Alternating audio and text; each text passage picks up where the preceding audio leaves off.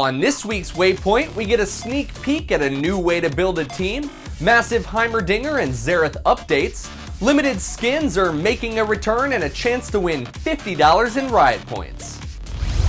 What's up guys, and welcome to Waypoint, your weekly League of Legends recap for October 17th, 2013. I'm your host, Mike Schaffner. Now first up this week, Riot is introducing a brand new way to queue for games. Everyone welcome the new feature, Team Builder.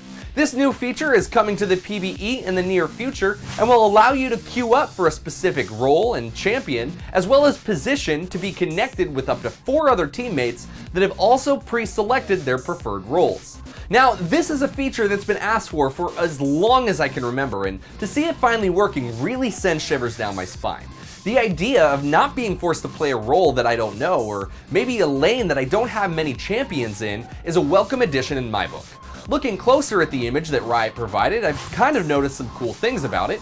Right off the bat, I would like to throw out that we here at Waypoint believe this feature will be a lobby setup that's similar to the custom game lobby, meaning that when you queue up, you're no longer queuing for a game, but you're instead queuing to get into a lobby with a team.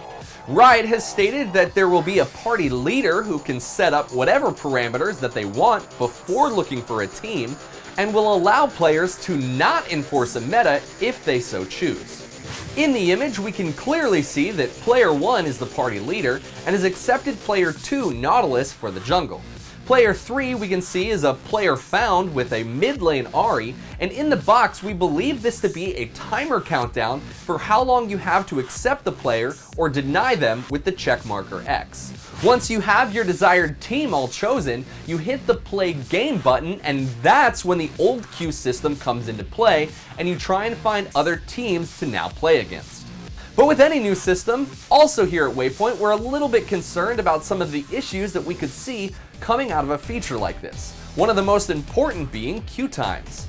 If we look at the current system, on average it takes about 2 minutes to get into champion selection. However, with this new system, you're adding another layer to the puzzle, and we're speculating that you'll have to queue up first to find a team, and then queue up to find a game. The problem with this is that what happens when no one wants to queue for support?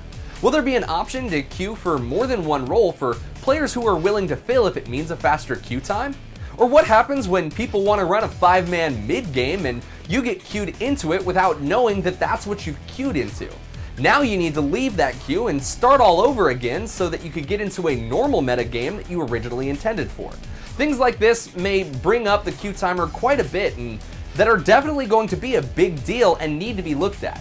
We're all kind of curious to see what road Riot chooses to take with this, and hope that they take everything into consideration when creating this system. Don't get us wrong, we love the idea, but tell us what you guys think about the system and what the problems could be with it in the comments below. Next up, there are a ton of reworks that recently hit the PvE, and I'm going to try and cover them all as quickly as possible, but with as much information as I can. So here we go, champion reworks in about 5 minutes or less, but I promise nothing. Heimerdinger got a huge rework to his kit in attempts to make him more viable, as well as got some shiny new graphics.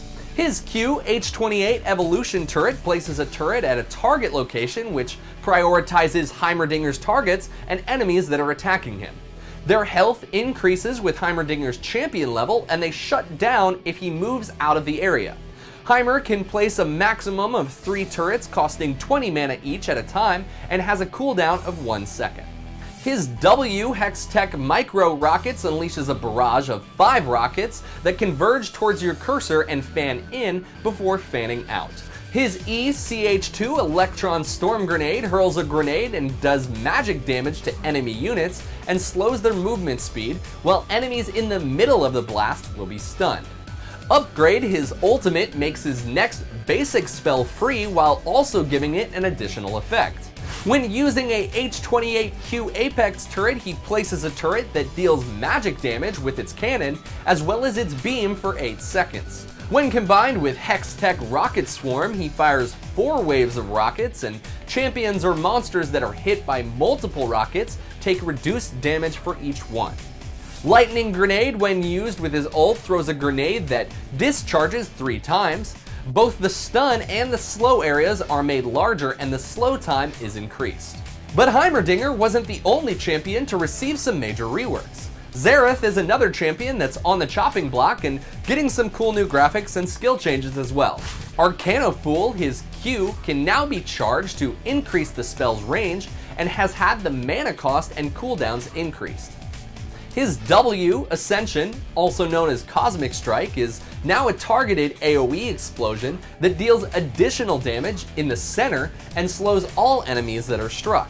Mage's Chains, his E, is now a skill shot missile which stuns enemy champions, and his ultimate, Arcane Barrage, is a combination of Xerath's old W and previous ultimate.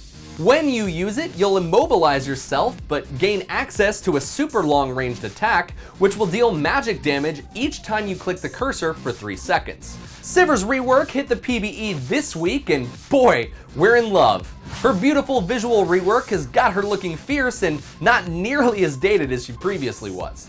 Her base damage got a boost of 52 plus 3 per level. Her R on the Hunt has a passive which gives her attack speed whenever her W Ricochet is active, and when activated, she rallies her allies for 10 seconds, granting everyone a speed boost that reduces after 4 seconds. And finally, there are a few mid lane champions that Riot has called out specifically, stating that they wish to give them a change. However, no one's exactly certain on what they're going to do. Popular Season 3 champions like Ahri and Fizz might be seeing some significant changes, but we'll keep you updated right here if anything happens. While we're on the subject of reworks, Nocturne has received a brand new splash art, and check out these new mastery icons that were just launched into the PvE. For those of you veteran players, check out this awesome new login screen that might bring back some nostalgia.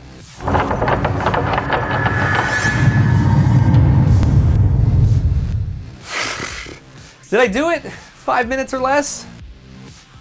There's no watch here. Skins, skins, skins, more skins. We always want them and we can't get enough of them. And that's why Riot is bringing back some of the vintage limited edition skins and making them legacy skins for people who might have missed them the first time around. While this is an extremely controversial issue, there's a huge list of skins that are coming back later this year and next, so we're gonna tell you about the harrowing skins that are coming out later this month.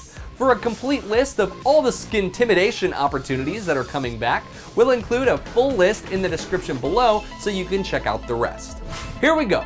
Coming up for the harrowing skins are Mundo Mundo, Pumpkinhead Fiddlesticks, Cat Katarina, Zombie Ryze, Lollipoppy, Nosferatu Vladimir, FrankenTibbers Annie, Definitely Not Blitzcrank, Bewitching Nidalee, Haunting Nocturne, Headless Hecarim, Haunted Maokai, Underworld Twisted Fate, Headmistress Fiora, Pirate Ryze, Zombie Brand, and let's not forget all 5 harrowing ward skins. Additionally, it seems that they will be adding some new skins to the mix with Haunted Zyra and Officer Vi. Now, this doesn't come without some issues, and it's great to have the skins back and available from time to time, but what about the people who already own them under the guise of being limited skins? Well, Riot's got those summoners covered, since if you already own those skins, you will be getting a full refund of what you paid and an exclusive summoner icon and fancy vintage treatment in the loading screen whenever you use one of those skins. Harrowing wouldn't be harrowing without a little bit of mystery, and this year it's the debut of mystery gifting. When you give a mystery gift, your purchase will unlock a random skin for a champion that your friend already owns. All skins in the store, plus a selection of legacy skins, are fair game, so your friend could end up with a legendary or even ultimate skin. On the subject of skins, fresh onto the PBE, we would like to welcome Victorious Elise and Sultan Gangplank.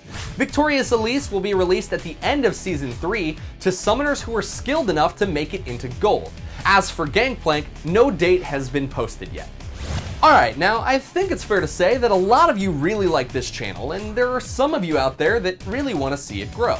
We do too, and we want to thank every single one of you for watching every week. But to grow, we need your help. If we're going to make a dent in the large League of Legends community, we need you guys to share these videos with the community and subscribe so that we can reach even more of you. Now, I'm not going to lie and pretend like the contest we're about to hold doesn't help us in some way, but here's what we want to do. Currently, we're only 1,800 subscribers away from 5,000.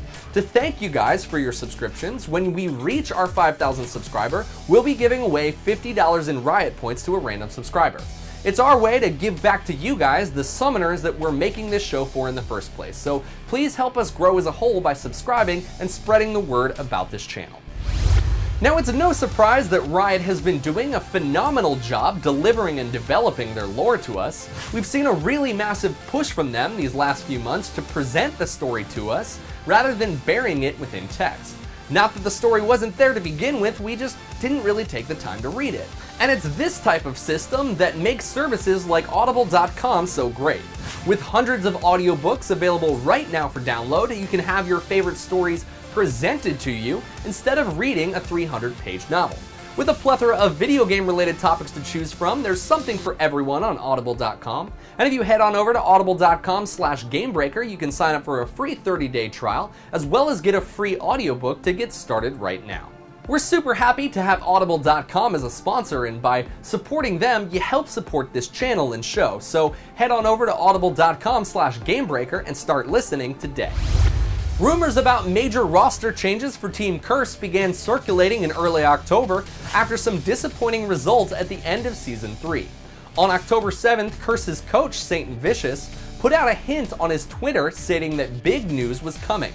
And it certainly was big news, as Team Curse went through a huge roster change, replacing all of their members except for Voyboy. On October 13th, Pobelter posted an announcement to his Twitter account informing the public of Curse's decision to kick him from the team due to his school schedule. This was shortly followed by a similar message from Afromoo. The following day, it was announced that Cop will be returning to the main roster, replacing Afromoo as AD carry, and Quaz from Gold Gaming LA will take Voyboy's spot in the top lane, and Voyboy will be filling the mid position. Now, understandably, there's been some people that are upset with the decision, and obviously there's been some speculation as to why Pobelter and Afromoo were kicked from the team. I won't get into some of the crazy ideas, but the general understanding is that they are simply trying out for the team and nothing had been finalized yet. But why put out an official roster if they weren't on the team yet? Let us know what you guys think in the comments below.